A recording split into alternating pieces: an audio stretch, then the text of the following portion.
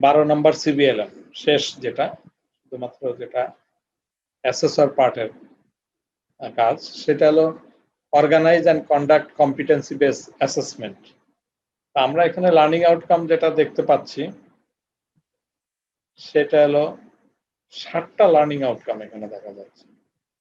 তা learning outcome 7টা কি কি? পুরোপুরি অ্যাসেসমেন্ট সংক্রান্ত। এই যে প্রিপেয়ার অ্যাসেসমেন্ট ভেন্যু, তাহলে অ্যাসেসমেন্ট যদি কন্ডাক্ট করা লাগে তাহলে তার আগে অর্গানাইজ করতে হবে, সুতরাং অ্যাসেসমেন্ট ভেন্যুটা প্রিপেয়ার করার ব্যাপার থাকবেই। প্রিপেয়ার দ্য ক্যান্ডিডেট, যাকে আমি অ্যাসেসমেন্ট যা নিব সেই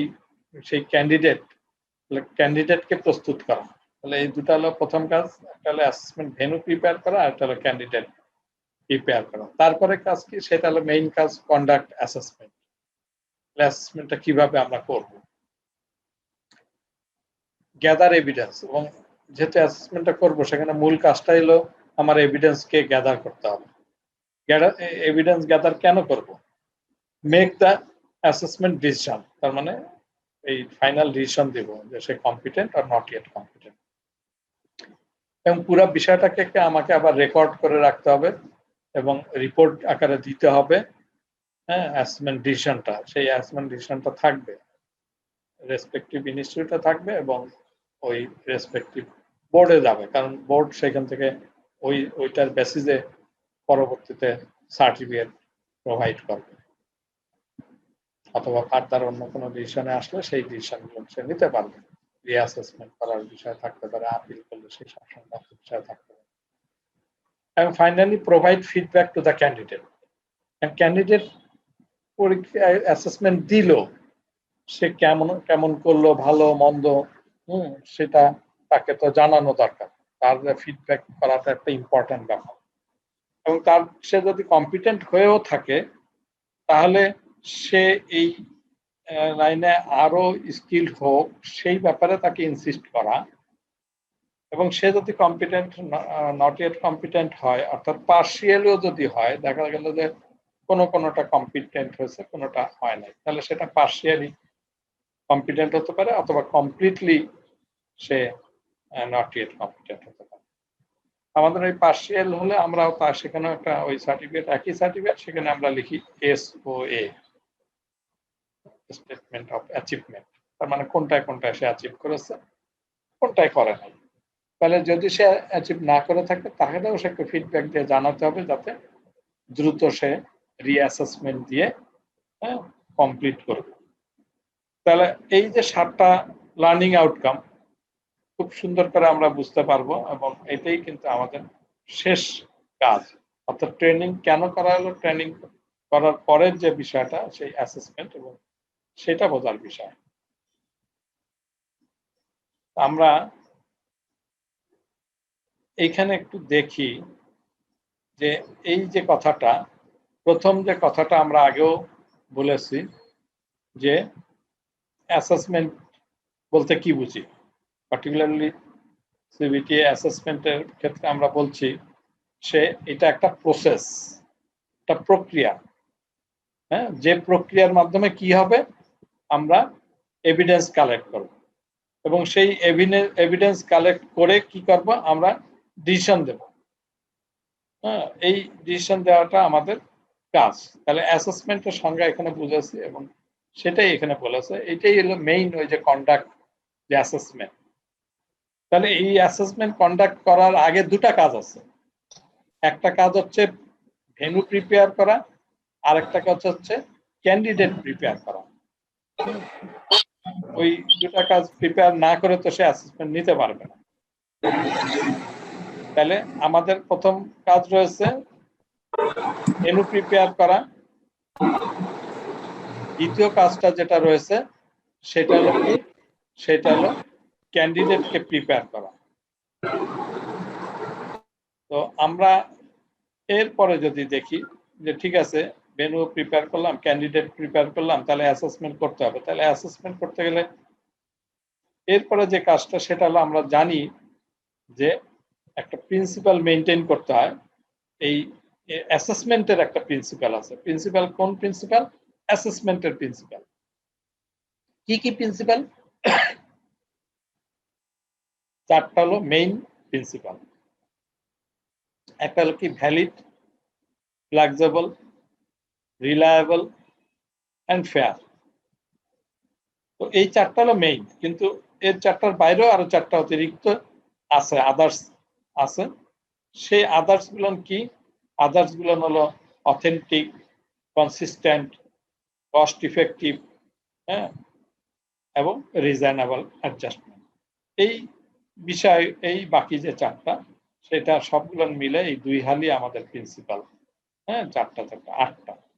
তাহলে এই অ্যাসেসমেন্ট করতে যাওয়ার আগে তাহলে আমাকে কিন্তু এই প্রিন্সিপাল গুলো ভালো করে বুঝে যেতে হবে, যে ভ্যালিড বলতে কি বোঝায়, ফ্লেক্সিবল বলতে কি বোঝায়, হ্যাঁ, রিলায়েবল বলতে কি বোঝাচ্ছে, ফেয়ার বলতে কি বোঝাচ্ছে, কারণ আলাদা আলাদা ভাবে এখানে কিন্তু জিজ্ঞাসা করে। এরপরে আমরা যদি যাই, তাহলে আমাদের এভিডেন্স কালেক্ট করব, সেটা তো কিছু ইভেন্ট, কিছু মেথড, এইসব ইভেন্ট এবং মেথডের মাধ্যমেই আমাকে কিন্তু সংগ্রহ করতে হবে। এটা দুইটা পদ্ধতি আছে। আমরা বলছি যে এভিডেন্স সংগ্রহ করা যায় একটা ডাইরেক্ট, হ্যাঁ, ডাইরেক্টলি যদি আমি ডাইরেক্ট এভিডেন্স যেটা, সেটা হলো কি ওরাল এবং ডেমনস্ট্রেশন। এটা ডাইরেক্ট যে মেথডগুলো হচ্ছে ব্যবহার করা হচ্ছে, ওরাল টেস্ট বা ওরাল কোশ্চেনিং করে আমরা এটা করে থাকি, অথবা ডেমনস্ট্রেশন। এই দুটা হলো ডাইরেক্ট। আরেকটা হলো কি ইনডাইরেক্ট, রিটেন টেস্ট। আমরা যে রিটেন টেস্ট নেই, তাহলে এভিডেন্স হলো আমরা দুই রকমের বলছি, একটা ডাইরেক্ট, একটা ইনডাইরেক্ট। ডাইরেক্ট হলো ওরাল এবং ডেমনস্ট্রেশন, এটার মাধ্যমে হয়ে থাকে, আর ইনডাইরেক্ট যেটা, সেটা হলো রিটেন টেস্টের মাধ্যমে হয়ে থাকে। এটা আমরা আগেও জানতাম, আবার সেটা আমরা দেখলাম। আমরা বলছি অ্যাট দ্য সেম টাইম এটার জন্য কিন্তু এভিডেন্সের জন্য আবার কিছু রুলস আছে। সেই রুল মেনটেন না করলে কিন্তু আলটিমেটলি, হ্যাঁ, এইটা সুন্দরভাবে এভিডেন্সটা ডিসিশন দেওয়া যাবে না। আমরা সেটা মনে রাখার জন্য বলেছিলাম যে ভিসিস কার, এই শব্দটা মনে রাখলে আমরা পারবো। এখানেও আমরা বলেছি যে valid, current, sufficient, consistent, authentic এবং রিসেন্ট হবে। এখানে এন শব্দটা আসে নাই, কিবোর্ডে একটু সমস্যা ছিল। রিসেন্ট। তাহলে আমাকে এই যে বিষয়গুলো, এইগুলোকে আমাকে অবশ্যই এভিডেন্সের যে রুল, সেগুলো মেনেই আমাকে এই ডাইরেক্ট এবং ইনডাইরেক্ট পদ্ধতিতে আমাকে এভিডেন্স গুলো সংগ্রহ করতে হবে। এবং এগুলো সংগ্রহ করব কি জন্য? আমাকে ডিসিশন দিতে হবে, হ্যাঁ, যে whether he or she is competent or not yet competent। এটা সাধারণত এই যে আমি এই কাজগুলো করলাম, এতগুলো কাজ করলাম, সঠিকভাবে করলাম কিনা সেটা আমার রিভিউ করতে হবে, এবং কার্ডস একটা তৈরি করতে হবে, এবং সেই কার্ডসের মধ্যে বর্ণনাগুলো দেওয়া থাকবে। তো সেই এটা কার্ডস বলতে আমরা কি বোঝাচ্ছি? কার্ডসের পূর্ণ যে নামটা, সেটা হলো, হ্যাঁ, competency assessment result summary. Competency assessment result summary. ওই যে যতগুলো পদ্ধতিতে আমরা পরীক্ষা নিয়েছি, তার মধ্যে কোনটা কম্পিটেন্ট হয়েছে, কোনটা নট ইয়েট কম্পিটেন্ট হয়েছে। যদি সবগুলো কম্পিটেন্ট হয়ে থাকে, তাহলে আমরা তাকে বলবো see that is competent. Competent হিসেবে আমরা একটা সার্টিফিকেট পাবো, সেটা ন্যাশনাল সার্টিফিকেট। আর যদি নট ইয়েট কম্পিটেন্ট হয়, হ্যাঁ, সেখানে দেখতে হবে যে আমরা এই যে এতগুলো মেথড ব্যবহার করেছি, ওরাল, ডেমনস্ট্রেশন, রিটেন, তার মধ্যে দেখা গেল রিটেন হয়েছে, হ্যাঁ, ডেমনস্ট্রেশনটা হয় নাই, ওরালটা ওকে আছে। তাহলে এই যে পার্শিয়াল ওকে আছে, তাহলে আমাকে ওই দুইটার ক্ষেত্রে এসওএ দেবে, হ্যাঁ, সার্টিফিকেশন অফ অ্যাচিভমেন্টের জন্য একটা সার্টিফিকেট দিবে, সেটা আমরা পাবো। আর ওই বাকিটা আমাকে পরবর্তী সময় কমপ্লিট করতে হবে। তাহলে কমপ্লিট করতে গেলে তাহলে নতুন করে রিঅ্যাসেসমেন্টে আসতে হবে, অবশ্যই রিঅ্যাসেসমেন্ট হতে হবে। আর একটা ব্যাপার হচ্ছে ইম্পর্টেন্ট ব্যাপার, ওই যে ফেয়ারের কথাটা যে বলা হয়েছে, যে আমার যদি কোথাও ফেয়ারনেসের ঘাটতি থেকে থাকে, তাহলে কিন্তু ক্যান্ডিডেট আপিল করতে পারবে। এটা একটা বড় ব্যাপার। এই আপিল করার বিষয়টা, তার রাইটস আছে, এবং সে কতদিনে এই আপিল করার একটা নিয়ম কানুন আছে, যেটা আমাদের শুরুতে ওই যে ক্যান্ডিডেট যখন প্রিপেয়ার করছে, তখনই সেই সব কথা বলে দেওয়া হয়। কখন পরীক্ষা হবে, কিভাবে পরীক্ষা হবে, ওই ক্যান্ডিডেট প্রিপেয়ারের সময় অনেক অনেক কথাই ডিটেলস তাকে বলে, সেটা জেনে শুনে সে কাজগুলো করে। এখানে একটা জিনিস কি, এই যে এভিডেন্স গুলো সংগ্রহ করার ক্ষেত্রে কিন্তু কিছু কখনো কখনো দেখা যাচ্ছে যে কিছু ইরর তৈরি হতে পারে। অ্যাসেসর কিছু ত্রুটি তার মধ্যে তৈরি হয়। হ্যাঁ, সেগুলো কি হতে পারে? হতে পারে হ্যালো ইফেক্ট, হতে পারে হর্ন ইফেক্ট। হ্যালো ইফেক্ট বলতে ভালো যে বিষয়টা, অর্থাৎ ভালো ঠিক না ইন দ্যাট সেন্স যে কারো প্রতি মানে সদয় হয়ে তাকে তার তার তার বিভিন্ন পরিস্থিতির কারণে হ্যাঁ তাকে একটু আনডিউ প্রিভ্যালেন্স দিল। এই আনডিউ প্রিভ্যালেন্স দেওয়াটা এটা একটা ত্রুটি, এবং সেটাই আমরা এটা হ্যালো এফেক্ট হিসেবে বলবো। অথবা হর্ন ইফেক্ট, অর্থাৎ যদি তাকে মানে সে ভালো পড়া সত্ত্বেও হ্যাঁ তাকে ভালো ভাবে ইয়া করা হয় নাই, মার্কিং করা হয় নাই, যার জন্য সে হয় কম্পিটেন্ট হয় নাই বা পূর্ণভাবে কম্পিট হতে পারে নাই, সেটা আমাদের হর্ন ইফেক্ট হিসাবে ট্রিটেড হয়। আমরা হর্ন ইফেক্ট গুলো কি, হলো এফেক্ট গুলো কি, এটা আমরা আগে জেনেছি, আবার আমরা জানবো। আমরা ফাইনালি যেটা বলছে, এই অ্যাসেসমেন্ট করার পরে যা কিছুই করলাম, হ্যাঁ রিপোর্ট দিলাম, এবং সেইগুলোকে আমার রেকর্ড করে রাখতে হবে কার্ডসগুলো, সেটা রেকর্ড করার একটা পদ্ধতি আছে, এবং ফাইনালি সেটা রিপোর্ট করতে হবে বিটিবি কে বা রেসপেক্টিভ হ্যাঁ অর্গানাইজেশন। যদি সেটা এনএসডিএ করে থাকে তাহলে পরীক্ষা এনএসডিএ কন্ডাক্ট করলে তাহলে এনএসডিএ তে দিতে হবে, বিটিবি করলে বিটিবি কে দিতে হবে। এবং এই রিপোর্ট পরবর্তীতে কি সুবিধা দেয় এগুলো আমরা জেনেছি বা জানবো আবার। ফাইনালি যেটা বলছে প্রোভাইড ফিডব্যাক। আমরা অবশ্যই ক্যান্ডিডেটকে সে ভালো করুক মন্দ করুক তাকে কিন্তু একটা ফিডব্যাক দিতে হবে, এবং সেটা হতে হবে স্যান্ডউইচ মেথড। আমরা আগেও জেনেছি যে আগে মানে তার কোনো জিনিস যদি গ্যাপ থেকে থাকে তাহলে সেই গ্যাপ বলার আগে যেসব ভালো বিষয় ছিল সেগুলো নিয়ে একটু কথা বলবো, তারপরে তার ক্রিটিসাইজ যেটা করার ব্যাপার সেই ক্রিটিসাইজ করবো, এবং ফাইনালি আবার তাকে প্রেজ করব। আমরা এর আগে একটা ক্লাসে এই কথাগুলো এক্সাম্পল দিয়ে আমরা বলেছি একটা মিটিং সংক্রান্ত বিষয় নিয়ে। তো এই হলো মোটামুটি ভাবে আমাদের এই 12 নাম্বার সিবিএলএম এর টোটাল কাজ। আলটিমেটলি কিন্তু আমরা 12 নাম্বারের সিবিএলএম এর সবকিছু এই যে স্ন্যাপটা, এইটা যদি আমাদের দৃশ্যপটে থাকে তাহলে কিন্তু আলটিমেটলি এই জায়গার সবগুলো উত্তর দেওয়া সম্ভব হবে। এইটা সম্ভব হলে একটু মোবাইল দিয়ে স্ন্যাপ তুলে রাখি, কারণ এইটা আমি নিজে নিজে আবার একটু ড্র করব কাগজে, যে এই কথাগুলো খালি এইখানে যে কথাগুলো লেখা আছে সেটা যদি আমি একটু প্র্যাকটিস করি তাহলে আমার এই 12 নম্বর সিবিএলএম এর অধিকাংশ বিষয়গুলো কিন্তু ক্লিয়ার হয়ে যাবে। স্ন্যাক্স দিলেন কেন আবার? স্ন্যাক্স হচ্ছে ওই যে স্যান্ডউইচ মেথডে আপনার ফিডব্যাক দিতে হয়, মেথডটা স্যান্ডউইচ, ওই স্যান্ডউইচটাই এখানে দেখানো হয়েছে। তো এইটা হলো ব্যাপার। আমরা ফিডব্যাকের কথা আগেও জেনেছি, আবারও জানবো।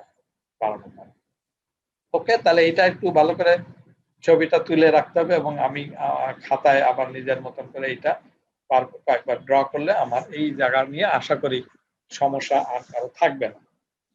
আমরা আরেকটু ডিটেলসে যাই। তাহলে প্রথম কাজ ছিল আমাদেরকে অ্যাসেসমেন্ট কন্ডাক্টর প্রথম কাজ হচ্ছে ভেন্যু তৈরি করা। তো ভেন্যু জিনিসটা কি? ভেন্যু আসলে এখানে বলেই দিয়েছে ইজ এ প্লেস সেটা where candidate are examined to determine their suitability of specific types of employment, especially management or military command. মানে এইখানে কোনো এমপ্লয়মেন্টের ব্যাপারে যেমন অ্যাসেসমেন্ট হতে পারে এখানে আমার ক্যান্ডিডেটকে তার লেভেলে, অর্থাৎ যে লেভেল সে ফিট হতে চায় সেই লেভেলটা কমপ্লিট করার বিষয় এখানে থাকতে পারে। Candidates personality and attitudes are determined by the techniques including interview, group exercise, presentation, examination and psychometric testing. তাহলে এই যে পদ্ধতিগুলো অ্যাপ্লাই করে ক্যান্ডিডেটের যে পার্সোনালিটি, ক্যান্ডিডেটের যে অ্যাটিটিউডস, এইগুলো ডিটারমাইন করা যাবে, নির্ণয় করা যায়। assessment venue is not just a building or assessment a job candidate. তাহলে এটা এমন কোনো বিল্ডিং না যে শুধু মানে বিল্ডিং হিসেবে কনসিডার করলে চলবে না, হ্যাঁ, সে যেখানে ক্যান্ডিডেটকে অ্যাসেসমেন্ট করবে। It is a process of evaluation of behavior based on multiple evaluation including job related simulations, interviews or psychological test. তাহলে বলছে যে শুধু বিল্ডিং না, এটা আসলে এমন প্রসেস আছে যে প্রসেসের মাধ্যমে বিহেভিয়ার গুলো এভালুয়েট করা যাবে। সেই জায়গাটার জন্য আমরা এখানে ভেন্যু বলতে আমরা মূলত যে জায়গাটা আমরা হয় ওয়ার্ক প্লেস বুঝি অথবা আরটিও বলি, যেখানে কর্মক্ষেত্রে সেখানেও তার টেস্ট নেওয়ার সুযোগ আছে, সেই জায়গাটা তাকে মানে অথরিটির কাছে অ্যাপ্লাই করলে তারা যদি সুইটেবল মনে করে ওই ওয়ার্ক প্লেসে পরীক্ষা নেওয়ার মতো, তাহলে সেটা নেবে। অথবা আরটিও, রেজিস্টার্ড ট্রেড অর্গানাইজেশন। তাহলে ওয়ার্ক প্লেস কি, আরটিও কি, এটা কিন্তু আমরা আগে থেকেই জানি, আমরা খালি ভেন্যু হিসেবে এই জায়গাটা জানি, সেটা নিয়ে একটু কথা বললাম।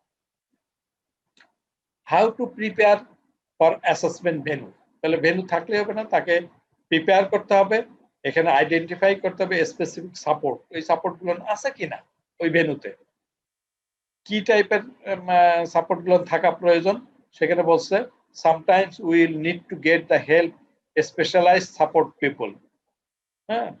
These are the people who can help us to make sure that our assessment is fair for our student. তাহলে ফেয়ার কথা তো আমরা আগে জানি যে ফেয়ার বলতে কি বোঝায়। ফেয়ার বলতে আমরা নিঃসন্দেহে বুঝতে পারি যে তাকে জাজ করার ক্ষেত্রে কোনো ধরনের ইনজাস্টিস করা হয় নাই, তাকে জাজ করার ক্ষেত্রে কোনো ধরনের চতুরতা এখানে অ্যাপ্লাই করা হয় নাই, তাকে তার প্রতি ইনজাস্টিস করলে তার আপিল করার অধিকার আছে। তাহলে সবকিছুই কিন্তু এই ফেয়ারের মধ্যেই আসে। তো সেই ফেয়ার হওয়ার জন্য রেসপেক্টিভ পার্সনকে আমাদের লাগবে। While a specialized support is often obtained to assist us when working with candidates who have a special needs, তার একটা স্পেশাল নিডস আছে, সেই নিডসটা যদি ফুলফিল না করি সেটাও কিন্তু ফেয়ারনেস হলো না। This is not the only time that we use a specialist support. তো এই স্পেশালিস্ট সাপোর্টের ক্ষেত্রে কিছু কমন স্পেশালিস্ট সাপোর্ট সার্ভিসের কথা এখানে আমরা ইনক্লুড করছি। সেগুলো কি হতে পারে? সেটা হতে পারে অনলাইন অ্যাসেসমেন্ট স্ট্র্যাটেজিস। যদি অনলাইন কোনো অ্যাসেসমেন্ট করার প্রয়োজন হয় তাহলে সেই সুযোগটা থাকতে হবে। Support for remote or isolated candidate or assessor, এই রিমোটে যদি কোনো ক্যান্ডিডেট থাকে তাকে সাপোর্ট দেওয়ার বিষয় থাকতে পারে। Support for subject matter or safety experts, এবং সে এখানে সাবজেক্ট ম্যাটার যদি যেসব বিষয়গুলো দরকার অথবা এক্সপার্ট দরকার সেফটি ক্ষেত্রে, সে সাপোর্টটা আমাকে পেতে হবে। Advice for regularly authorities, regulatory authorities, এই রেগুলেটরি অথরিটির কোনো যদি অ্যাডভাইস নেওয়ার দরকার হয় সেটাও আমাকে নিতে হবে। অ্যাসেসমেন্ট প্যানেল, পুরো একটা প্যানেল, অর্থাৎ একাধিক ব্যক্তি নিয়ে যেহেতু কাজ হয় এটা একটা প্যানেল হিসেবে, তাহলে অ্যাসেসর থাকতে পারে, একাধিক অ্যাসেসর থাকতে পারে, বোর্ডের প্রতিনিধি থাকতে পারে।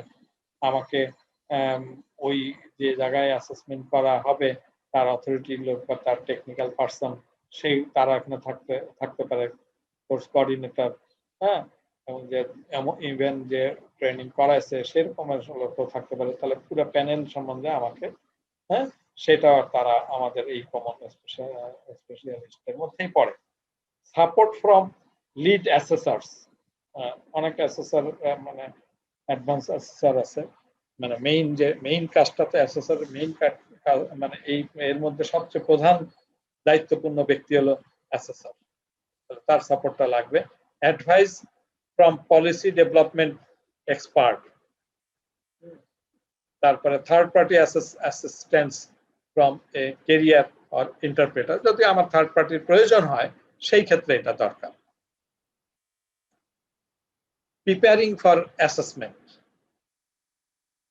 তো এখানে বলা আছে এই on the day of your assessment venue you must, যেই দিন আমার অ্যাসেসমেন্ট হবে সেই দিন কি করতে হবে অ্যাসেসর হিসেবে,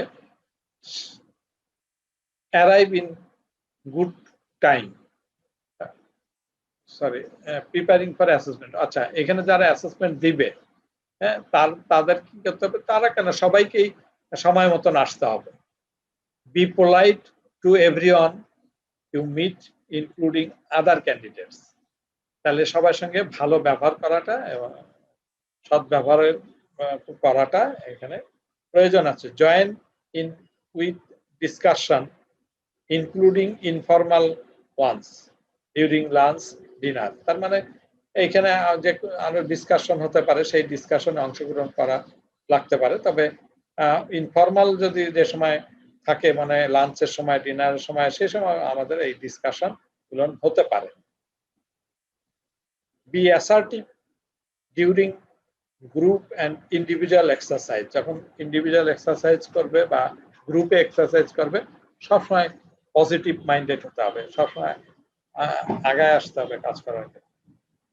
move on quickly if you make mistake, যদি কোনো ধরনের মিস্টেক ঘটে যায় এই যে অ্যাসেসমেন্ট করার ক্ষেত্রে, যে আমি ডেমনস্ট্রেশন করে দেখাচ্ছি বা কোনো কারণে, এই মিস্টেক গুলো নিয়ে অরিড হওয়ার কিছু নাই, এটা লুকায় রাখার কোনো বিষয় নাই, কারণ অ্যাসেসর জানে যে সবাই যে একেবারে পারফেক্টলি সবকিছু করতে পারবে, নট দ্যাট।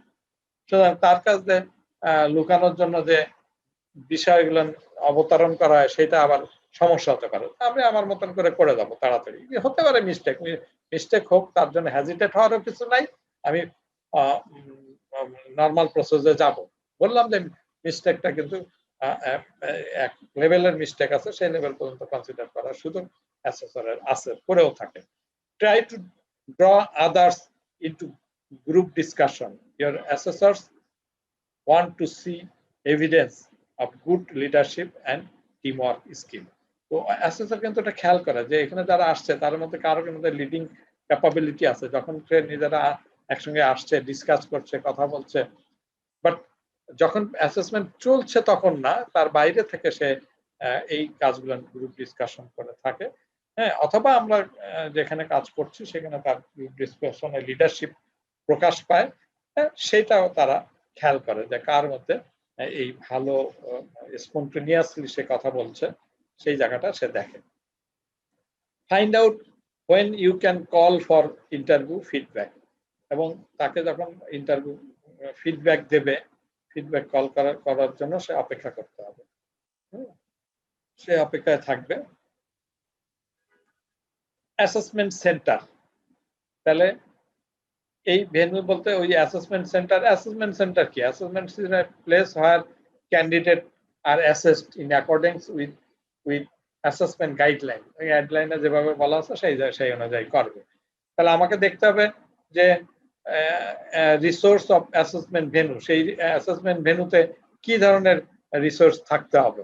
মনে করতে হবে যে particular context and purpose of assessment যা যা থাকার দরকার সেগুলো থাকতে হবে, যেমন ইনফরমেশন, যে কোন দিক দিয়ে কোন দিকে কিভাবে যাবে, হ্যাঁ, ডিরেকশন দেওয়া থাকে ইনফরমেশন, অথবা অ্যাট দ্য সেম টাইম ক্যান্ডিডেটকেও ইনফরমেশন দিতে হয়, হ্যাঁ, সেই সব ইনফরমেশন সবকিছু আমি ঢোকার পথে যারা ঢুকবে সেখানে জানি চিহ্ন দেওয়া থাকে যে কোন দিক দিয়ে কোন দিক যাচ্ছে, কোনটা এক্সিট, কোনটা এন্ট্রান্স, কোনটা অ্যাসেসমেন্ট প্লেস, কোথায় কি আছে সেগুলো নিয়ে আমার ইন্ডিকেটরও দেওয়া থাকে, এবং অ্যাট দ্য সেম টাইম কিছু ইনফরমেশন শীট তৈরি করা হয় সেটাও দিতে হবে, সেটা সম্বন্ধে জানতে পারবে।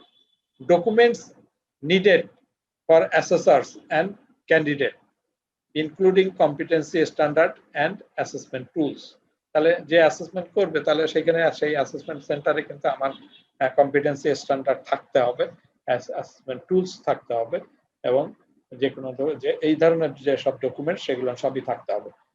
প্লান্ট অ্যান্ড ইকুইপমেন্ট টেকনোলজি, এই যে ল্যাব ধরনের ল্যাব থাকবে সব থাকতে হবে, সব ধরনের ইকুইপমেন্ট থাকবে। পার্সোনাল প্রোটেক্টিভ ইকুইপমেন্টও থাকতে হবে। ভেন্যু অবশ্যই, পার্টিকুলারলি ওই সেন্টারে ভেন্যু একটা স্পেশাল ব্যাপার, সেটা অবশ্যই ফুললি সেফটি থাকতে হবে।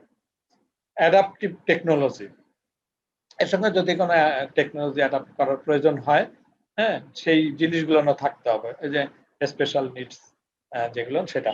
Physical adjustment to the assessment environment, এবং অ্যাসেসমেন্ট এনভায়রনমেন্টের ক্ষেত্রে যদি কোনো ফিজিক্যাল অ্যাডজাস্টমেন্ট করার প্রয়োজন হয় সেটাও করতে হবে। Additional personal including specialist support, এই তার সেন্টারে কি কি থাকতে হবে সেই বিষয়গুলো এখানে বলা হয়েছে। আমরা এইটা একটু এই এই অ্যাসেসমেন্ট সেন্টারের কথার বাইরে, তবু এই 4টা স্টেপ চট করে আমরা একটু দেখে নিচ্ছি। প্রথমে বলছে যে clearly define and plan learning outcome. তাহলে যে এই অ্যাসেসমেন্ট সাইকেলটা কি হবে, শুরুতে আমাকে দেখে নিতে হবে, ডিফাইন করে নিতে হবে যে আমার অ্যাসেসমেন্ট প্ল্যানটা কি, আমার লার্নিং আউটকাম কি কি ছিল সেটা আমরা জেনে নিব। অ্যাসেস দ্য লার্নিং আউটকাম, এবং এরপরে সেই লার্নিং আউটকামটা অ্যাসেস করবে। অ্যাসেসর সেই অ্যাসেস করবে বিভিন্ন পদ্ধতির মাধ্যমে। তারপরে যে অ্যাসেস করে বিভিন্ন পদ্ধতির মাধ্যমে যে এভিডেন্স গুলো সংগৃহীত হলো সেগুলো নিয়ে সে অ্যানালাইজ করবে, এবং অ্যানালাইজ করবে কি উদ্দেশ্যে, সে রেজাল্ট দেওয়ার জন্য, এবং সেই রেজাল্ট দিবে এবং এরপরে আবার রিভিউ করবে, এবং সেই রিভিউ করার পরে সে দেখবে যদি কোনো ধরনের এই টোটাল প্রক্রিয়ার মধ্যে কোনো ল্যাবস্কেপ থেকে থাকে তাহলে পরবর্তীতে সেটা অ্যাডজাস্ট করতে হবে, অর্থাৎ সেই ডকুমেন্টস চেঞ্জ করতে হতে পারে, এবং অন্য কোনো বিষয় থাকলে সেটা আমাকে করতে হবে। তাহলে এই 4টা স্টেপ, হ্যাঁ, এই স্টেপ 4টা আমাদের অ্যাসেসমেন্টের ক্ষেত্রে দরকার। তাহলে আমরা আরেকটা জিনিস জানবো, এটা আগেও জেনেছি, হোয়েন স্টপ অ্যাসেসমেন্ট, কখন অ্যাসেসমেন্ট স্টপ হবে। Any breach of safety equipment break down, trainee become stage, যদি সে অসুবিধা বোধ করে, clear evidence of non competency, change chance of damage of property, assessment is happening. আমার লাইনটা কেটে গেলে আমরা আবার যুক্ত হব। হ্যাঁ, assessment is having an effective on production when conducted in a workplace। তাহলে অ্যাসেসমেন্টের যদি কোনো ইফেক্ট সৃষ্টি করে, হ্যাঁ, সেইটা প্রোডাক্টের ক্ষতি হতে পারে। এটা পার্টিকুলারলি ওয়ার্ক প্লেসের ক্ষেত্রে বলা হয়েছে, আমাদের এই ক্ষেত্রে এটা প্রযোজ্য না। তাহলে এই কারণের জন্য প্রশ্ন কিন্তু করবেই যে কেন, কখন আমার অ্যাসেসমেন্ট বন্ধ করা। 30 নম্বর পেজে। তাহলে হ্যাঁ, আমরা এখানে স্টেজ গুলো, যে কথাটা আগেই বলেছি, সেই স্টেজ গুলো এখানে কি কি দেখাচ্ছে, যে অ্যাসেসমেন্টের স্টেজ। আবারও বলছি সেই পুরানো কথাটাই, ফার্স্ট কাজ হচ্ছে প্রিপেয়ার ক্যান্ডিডেট। অনেক সময় প্রশ্ন আসে, outlet of the stages of competency assessment. তাহলে সেই জায়গায় আমরা এটা বলবো প্রিপেয়ার ক্যান্ডিডেটস। প্রথম কাজই হচ্ছে মানে ক্যান্ডিডেটকে প্রিপেয়ার করা, অবশ্য ভেন্যু প্রিপেয়ার করা ছিল প্রথম কাজ। যাই হোক, এটা অ্যাসেসমেন্টের ক্ষেত্রে পার্টিকুলারলি যে অ্যাসেসমেন্ট যে সময় ঘটবে সেই ক্ষেত্রে প্রথম কাজ হচ্ছে ক্যান্ডিডেটকে প্রিপেয়ার করা, collect evidence, conduct assessment event.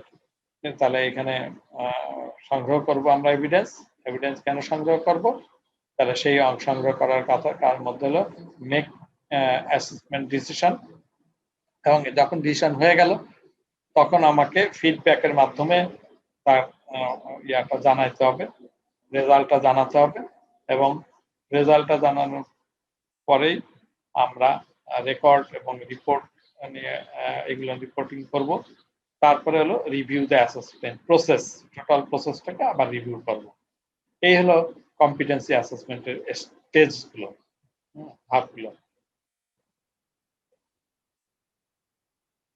Complete the activity sheets and submit. আমাকে এইখানে কতগুলো এভিডেন্স শিট আছে যেগুলো তৈরি করতে হবে। হ্যাঁ, আমাদের ওই এভিডেন্স যেগুলো দিয়েছি আমরা ব্ল্যাঙ্ক, এখানে কিন্তু এইগুলো অলমোস্ট খুব বেশি কিছু নাই। অ্যাটেন্ডেন্স শিট, সেলফ অ্যাসেসমেন্ট, এখানে কোনো পরিবর্তনের তেমন বিশেষ কিছু নাই। তারপরে অ্যাসেসমেন্ট রেজিস্ট্রেশন ফর্ম, তারপর কম্পিটেন্সি অ্যাসেসমেন্ট এগ্রিমেন্ট, এগুলো ওখানে কিন্তু আছে। এখানে বিশেষ কোনো কিছু আমাদের করতে হবে না, খালি দেখলেই হবে। 4টা কিন্তু করতে হবে এবং সাবমিট করতে হবে। 55 নম্বর পেজে আমরা যাব, কন্ডাক্ট অ্যাসেসমেন্ট। এবং যখন কন্ডাক্ট অ্যাসেসমেন্ট করব সেই অ্যাসেসমেন্ট কন্ডাক্টের ক্ষেত্রে কি কি বিষয়গুলো এখানে আমাকে লক্ষ্য রাখতে হবে।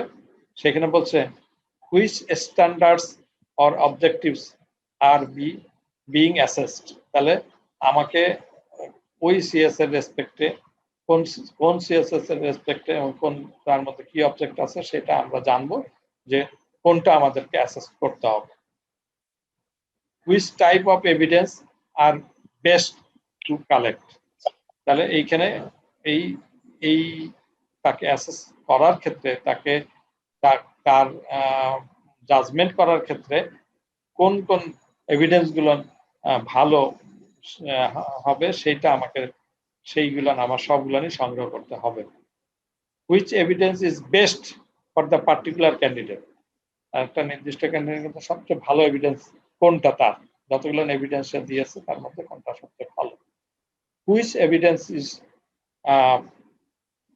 the best indicator of achievement, এবং যদি তাকে অ্যাচিভমেন্ট হয় সেই ক্ষেত্রে কোন এভিডেন্সটা সবচেয়ে বেশি গুরুত্বপূর্ণ, তার রিটেনেরটা নাকি তার ডেমনস্ট্রেশনের নাকি ওরাল কোশ্চেনিং এর, কোনটা তার জন্য বেটার। আমরা যখন কার্ডস তৈরি করব তখন এই পয়েন্টগুলো আমাকে বিবেচনায় আনতে হবে। আমরা এর আগেও জেনেছি টাইপস অফ অ্যাসেসমেন্ট, সেখানে কয়েক রকমের আমরা 4 রকমের কথা বলেছিলাম, বাট বেসিক্যালি আমরা বলেছি যে এই দুটা বললেই হবে, অতিরিক্ত যদি বলতে পারি ভালো, না বললে এই দুটাই যথেষ্ট। একটা হলো ফরমেটিভ অ্যাসেসমেন্ট, একটা হলো summative assessment. Particularly competency base অ্যাসেসমেন্টের ক্ষেত্রে আমরা এই দুটাকেই বলবো, কারণ কম্পিটেন্সি বেস অ্যাসেসমেন্টের ক্ষেত্রে ওই কন্টিনিউয়াস অ্যাসেসমেন্ট বা ওগুলো আসে না। হ্যাঁ, ওই ডায়াগনস্টিক অ্যাসেসমেন্ট ওই দুটা আমরা বলেছে শুধুমাত্র অ্যাসেসমেন্টের ক্ষেত্রে, সুতরাং ট্রেডিশনাল অ্যাসেসমেন্টের ক্ষেত্রে ওগুলো প্রযোজ্য। বাট যদি সিবিটির ক্ষেত্রে বলি তাহলে আমরা এই ফরমেটিভ অ্যাসেসমেন্ট এবং সামেটিভ অ্যাসেসমেন্টই বলবো, এবং থরলি আমি যে কোনো জায়গায় এই দুটা বললেই চলবে, তবে ওইটা জানা থাকলো যে ওটা এক ধরনের অ্যাসেসমেন্ট, ডায়াগনস্টিক অ্যাসেসমেন্ট অথবা কন্টিনিউয়াস অ্যাসেসমেন্ট। এনিওয়ে এই দুটাই আমাদেরকে বলতে হবে। এই জায়গাটা আমাকে একটু খেয়াল করতে হবে ডিটেইল, অর্থাৎ আমরা এই 56 নাম্বার পেজে চলে যাব। কেন যাব? এই জায়গাটা কিন্তু একটু বিষয় আছে যে detail steps of assessment process, আমরা যেটা ডেমনস্ট্রেশন করে দেখাবো, হ্যাঁ, রোল প্লে করে দেখাবো, সেটার স্টেপগুলো কি হবে ধারাবাহিকভাবে এটা কিন্তু হতে হবে। প্রথম কাজ হচ্ছে দেখাতে হবে আমি প্রথমে ঢুকবো, মানে দুইজনকে থাকবে, একজন আমার সামনে বসা থাকবে ক্যান্ডিডেট হিসেবে, আর যিনি অ্যাসেসমেন্ট করবে তার বাইরে আরো হয়তো যারা বোর্ডের প্রতিনিধি অ্যাসেসর তারা হয়তো থাকবে, কারণ ডেমনস্ট্রেশনটা সে দেখছে। তাহলে এইটা আমাকে রোল প্লে করে দেখাতে হবে। তাহলে অ্যাসেসর প্রথম কাজ হচ্ছে সে আগে ঢুকবে, ঢুকে প্রথমে সে ওই সেন্টারটা অ্যাসেসমেন্ট ভেন্যুটাকে চেক করবে। প্রথম কাজ check the environment and workplace, এই চেক করে সে একটা রিপোর্ট দিবে। তাহলে চেকিং করাটা হলো প্রথম কাজ, এটা দেখাতে হবে রোল প্লে করে যে আমি চেক করছি। দ্বিতীয় ব্যাপারটা হলো ইন্ট্রোডিউস উইথ ক্যান্ডিডেট, এরপরে ক্যান্ডিডেটকে সঙ্গে পরিচিতি নেবে। যেমন আমরা যখন অ্যাসেসমেন্ট হয়েছে তখন কিন্তু ক্যান্ডিডেট এসে সে তার নিজের পরিচয় দিয়েছে, ক্যান্ডিডেটের সঙ্গে পরিচিতি নিয়েছে। ঠিক এখানেও তাকে তাই করতে হবে যে আমি অবক, আমার নাম এই, আমি বিটিভির একজন অ্যাপয়েন্টেড অ্যাসেসর, আমি আজকে সারাদিন আপনাদের সঙ্গে থাকবো, আমি এই বিষয়ের উপর আপনার সঙ্গে করব, মানে অ্যাসেসমেন্ট নিব, এই কথাটা বলতে হবে। হ্যাঁ, এবং সে কেমন আছে না আছে ইত্যাদি কথাগুলো বলতে হবে। এইটাই হলো introduce the candidate. Ask about for which assessment he came, ওই যে কথা বলবে কোন অ্যাসেসমেন্টের জন্য আসছে। এরপরে self checklist fill up by self checklist sheet, একটা শিট ক্যান্ডিডেটকে দিবে, সেটা হলো সেলফ চেকলিস্ট বলে। ওই ওটার হাতেই থাকবে, অ্যাসেসরের হাতে থাকবে, সে ক্যান্ডিডেটকে দিয়ে বলবে এটা তুমি চেক করো এবং এটা তুমি ফিল আপ করো, মানে এখানে ইয়েস নো লেখা থাকে। ওই পারফরমেন্স ক্রাইটেরিয়ার ক্ষেত্রে অবশ্যই তাকে ইয়েস দিতে হবে, যদি নো দেয় তাহলে আর সে অ্যাসেসমেন্টে বসতে পারবে না। Self assessment. তারপরে তারপরের ধাপটা কি? তারপরে ধাপটা হলো অ্যাসেসমেন্ট রেজিস্ট্রেশন প্রসেস। তারপর তাহলে কি রেজিস্ট্রেশন, এটা একটা ইম্পর্টেন্ট ব্যাপার যে অ্যাসেসমেন্ট রেজিস্ট্রেশনটা সে কি পরীক্ষার আগেই করবে নাকি পরে করবে, সেটা কিন্তু খেয়াল করতে হবে। তাহলে রেজিস্ট্রেশনটা ন্যাচারালি কিন্তু আমরা বুঝে থাকি যে রেজিস্ট্রেশন তো আগে করতে হয়, আমরা বলি আগে, কিন্তু সিবিটি সিস্টেমে কিন্তু কখনোই অ্যাসেসমেন্ট রেজিস্ট্রেশন আগে হয় না। তবে হ্যাঁ, কথা আছে যে আমি যদি আগে প্রথম যখন আমি মানে লেভেল 1 আগে করেছি, সেই সময় যদি একবার রেজিস্ট্রেশন করে থাকি, তাহলে দ্বিতীয়বার আর আমাকে রেজিস্ট্রেশন করতে হবে না লেভেল 2 বা লেভেল 4 এর ক্ষেত্রে। তো তারা যদি অ্যাসেসমেন্ট ফার্স্ট টাইম হয়ে থাকে, তাহলে তাকে একটা শীট দিতে হবে যে চেক করে দেখেন যে এই নাম দাম সব ঠিক আছে কিনা, আমরা এই অনুযায়ী রেজিস্ট্রেশন করব। সে যদি ওকে বলে, দেন আমরা ওই শীটটা নিয়ে নিব। এটার মুখ্য কারণ হলো যে জিনিসটা বলা হয় সিবিটি সিস্টেমে, যে অ্যাসেসর যদি ওই যে আমরা যখন এখানে বললাম যে ক্যান্ডিডেটকে যখন ক্যান্ডিডেট সম্বন্ধে জানতে চাইলাম, ক্যান্ডিডেট যদি সে অ্যাসেসমেন্ট সেন্টারে এসে সে আনইজি ফিল করতেছে, সে তখন পরীক্ষা দিতে পারবে না। ওই এই সেলফ থেকে সে যদি নো লেখে অথবা সে নিজেই বলে যে না আমার এই সমস্যার জন্য আমি পরীক্ষা দিতে পারবো না, তাহলে কিন্তু সে যেহেতু সে পরীক্ষা দিবে না, সুতরাং তার কাছে এই রেজিস্ট্রেশন ফি নেওয়া যুক্তিযুক্ত হবে না। সেই জন্য রেজিস্ট্রেশনটা এই সময় করা হয়ে থাকে। রিমেম্বার ইট, এটা একটা ইম্পর্টেন্ট কথা প্রশ্ন করতে পারে। Event declaration of the candidate, তাহলে ক্যান্ডিডেটের সামনে ইভেন্টটাকে বলতে হবে যে কোন কোন ইভেন্টের মাধ্যমে আমরা এই কাজগুলো সম্পন্ন করব। হ্যাঁ, আমরা একটা রিটেন টেস্ট, এতটার সময় আমি রিটেন টেস্ট নিব, এতটার সময় আমি ডেমনস্ট্রেশন নিব, এতটার সময় ওরাল কোশ্চেনিং হবে, বা আমরা প্রথমে এটা নিব, তারপরে এটা নিব, তারপরে এটা নিব, এই কথাগুলো তাকে বলতে হবে। এখানে একটু কথা বলে রাখা ভালো, আমরা যখন ওই যে ক্যান্ডিডেট আচ্ছা ঠিক আছে, আমরা আরেকটু জায়গায় আসছি। এই ইভেন্টগুলো যেমন বলবো, তারপরে এখানে কিন্তু আরেকটা কথা আসছে, এই যে এটার মধ্যেই পড়ে, সেটা hot and how much events, fire time sequence, logistic information, logistic information থাকলে সেটাও বলতে হবে, এবং আপিলের কথা বলতে হবে, ওই যে ফেয়ারের ব্যাপার সেটা বলতে হবে, যে আমরা যে এই ইভেন্টের মাধ্যমে যে অ্যাসেসমেন্ট করবো, সেইখানে যদি কোনো ধরনের হ্যাঁ আপত্তি থাকে, তাহলে সে সে জাজমেন্টের আপত্তি থাকলে সেই আপত্তিটা, এইখানে আমার বোর্ডের প্রতিনিধি আছে, সেই বোর্ডের প্রতিনিধির মাধ্যমে আজকেই এটা আপিল করা যাবে লিখিতভাবে, অথবা 3 কর্মদিবসের মধ্যে এই আপিলটা করা যাবে। তাহলে এই কথাটা কিন্তু অবশ্যই অবশ্যই তাকে বলতে হবে। এবং তারপরে আমরা এগ্রিমেন্ট ডকুমেন্ট দিব। এগ্রিমেন্টটা কিন্তু কার সঙ্গে কার হবে? এগ্রিমেন্টটা কিন্তু এই ক্যান্ডিডেটের সঙ্গে অ্যাসেসর। আমরা বলেছি যে অ্যাসেসমেন্টের মধ্যে প্রধান কারা? 2 জন, একজন হলো ক্যান্ডিডেট, একজন হলো অ্যাসেসর, এরাই হলো মেইন। হ্যাঁ, অন্যরা এডিশনাল। তাহলে এই মেইন 2 জনের মধ্যে এগ্রিমেন্ট হবে। তাহলে এগ্রিমেন্ট যেহেতু ক্যান্ডিডেটের সঙ্গে অ্যাসেসর হয়েছে, সুতরাং কোনো কারণে যদি অ্যাসেসমেন্ট স্টপ করতে হয়, তাহলে একমাত্র অ্যাসেসরই তাকে মানে স্টপ করতে পারবে, অন্য কেউ না, বোর্ডের প্রতিনিধিও পারবে না, অর্গানাইজেশনের কেউ পারবে না, তারা রিপোর্ট করতে পারে।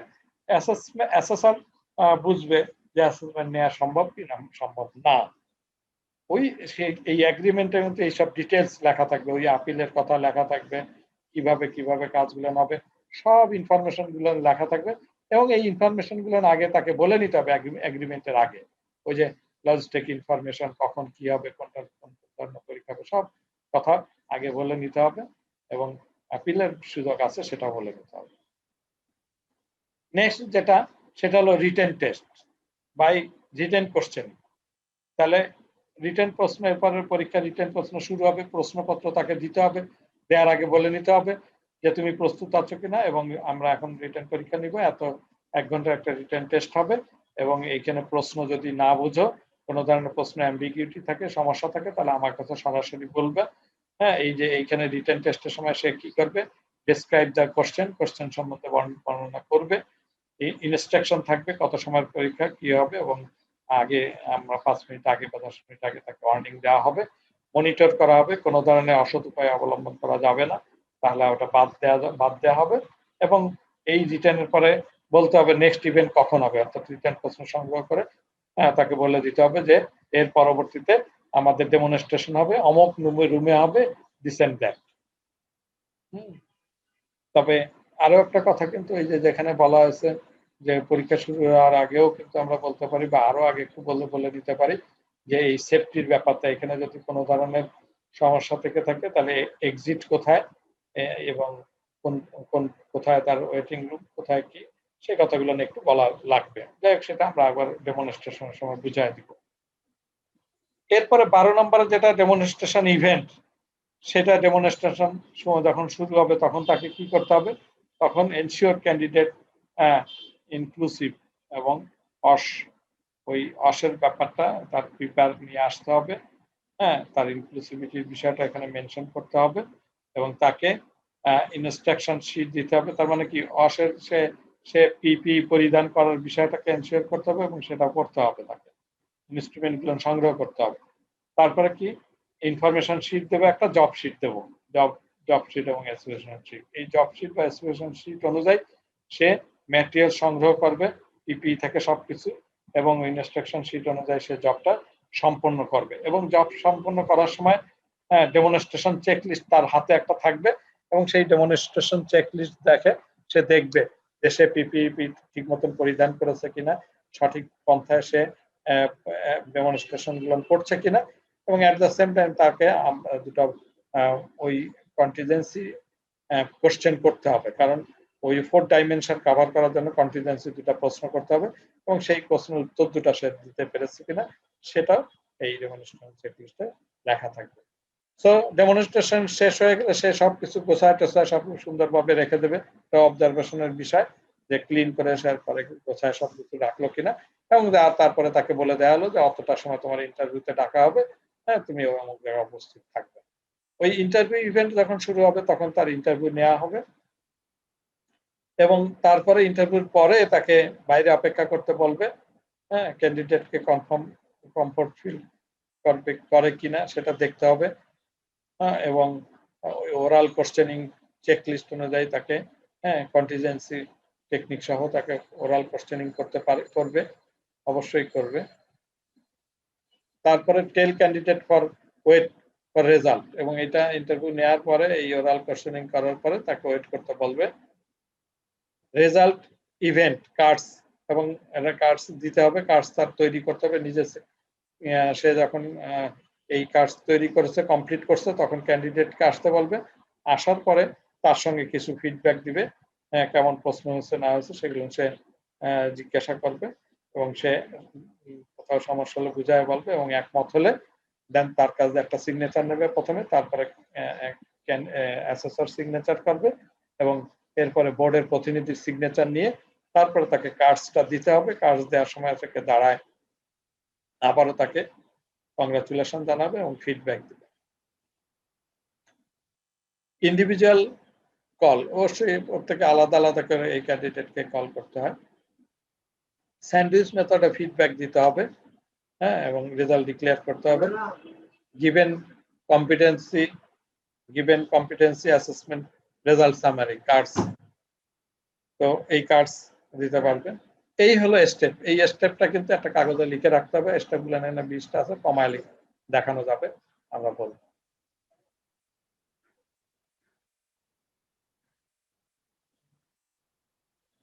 কি কি ধরনের কোশ্চেনিং হতে পারে সেটা আমরা দেখব।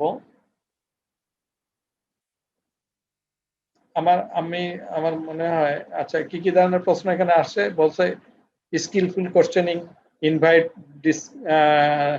discussion. The following technique should be observed when questioning ক্যান্ডিডেটকে যখন প্রশ্ন করা হয় সেই জায়গাটায় বলছে, involve the candidate as much as possible and encourage him her to participate in the decision. ওই যে লাস্ট ডিসিশনের ক্ষেত্রে সেই এই বিষয়গুলো আসবে। অ্যাভয়েড অ্যাম্বিগুইটি, কোনো ধরনের অ্যাম্বিগুইটি রাখা যাবে না, ক্লিয়ারলি তাকে প্রশ্ন করতে হবে। অ্যাভয়েড লিডিং কোশ্চেন, মানে অ্যাডভান্স প্রশ্ন করা ঠিক হবে না, হ্যাঁ, এই জায়গায় খেয়াল রাখতে হবে। Plan the structure and order of questions before assessment, এটা দেখতে হবে। Use follow up questions, use follow up questions. Ask the right question, সঠিক প্রশ্ন দিতে হবে। The way you phrase and ask a question can determine the quality of information you get. So এইটুকু মোটামুটি আমাদের কি কি ধরনের প্রশ্ন হতে পারে।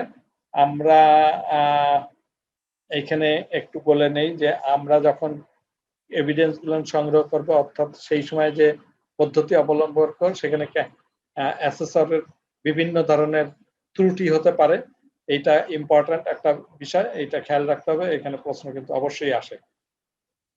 কি কি ত্রুটি 45 পেজে আমরা আছে। The hello effect, failing two record, failing to observe, making down the middle, ওভারলুকিং, cheating. তাহলে এইখানে যে কথাটা বলা হচ্ছে যে হ্যালো ইফেক্ট কি, হ্যালো ইফেক্ট যে আগেও বলেছি, যেটা আমরা ক্যান্ডিডেটকে জাজ করার ক্ষেত্রে দেখা গেল যে সে তার সুন্দর ড্রেস পরা আছে, চেহারা সুন্দর, অমুক তমুক, সুতরাং তাকে একটু আনডিউ প্রিফারেন্স দেই। এই আনডিউ প্রিফারেন্স দেওয়াটা হলো হ্যালো ইফেক্ট, এটা করা যাবে না। এবং একইভাবে যাকে অপছন্দ হয় তার সঙ্গে আগের থেকে যদি কোনো ধরনের পরিচিতির কারণে এটার একটা ইফেক্ট আসে, তার ভালো পারফর্ম করার পরেও তাকে খারাপ মার্কিং করছে, সেটাকে বলছে horn effect. Failing two record, এই কাজ করতে যে আমরা যে এই যে প্রত্যেকটা জায়গায় তাকে অবজার্ভ করার বিষয় রয়েছে, সেই অবজার্ভ করার ক্ষেত্রে যদি মানে এইখানে যদি রেকর্ড সংগ্রহ করার বিষয়, যেসব বিষয়গুলো এভিডেন্সগুলো সংগ্রহ করব, যে ধাপগুলো স্টেপ করে যেতে হবে, সেই রেকর্ড যদি সংগ্রহ করার ক্ষেত্রে মিস্টেক হয়ে যায়, তাহলে হতে পারে, মানুষ মাত্রই ভুল হয়, কারণ এই জায়গাটা খেয়াল করতে হবে যে এই ধরনের ভুল জানি না হয়। ফেইলিং টু অবজার্ভ, একইভাবে তার সে যখন অবজারভেশন করবে সেই শীট নিয়ে জানি সঠিকভাবে তাকে অবজার্ভ করা হয়, যাতে একজন করে করা হয়, সে অবজার্ভ করে মিস্টেক করা যাবে না। মার্কিং ডাউন দ্য মিডল, সে কাজ করতেছে, মাঝখানে পুরাটা না করে মাঝামাঝি অবস্থায় সে তাকে মার্কিং করে দিল। ওভারলুকিং, চিটিং, কাজ করতেছে ঠিক আছে, যে এই সে কাজ করতে করতে সম্পূর্ণ কাজ, একটা কাজে সমস্যা হচ্ছে, সে সেটাকে বাদ দিয়ে পরের কাজে চলে গেল, এই জায়গাটায় সে দেখতে পারলো না। সো এইটাও একটা ত্রুটি, সেই ধরনের ত্রুটি করা যাবে না।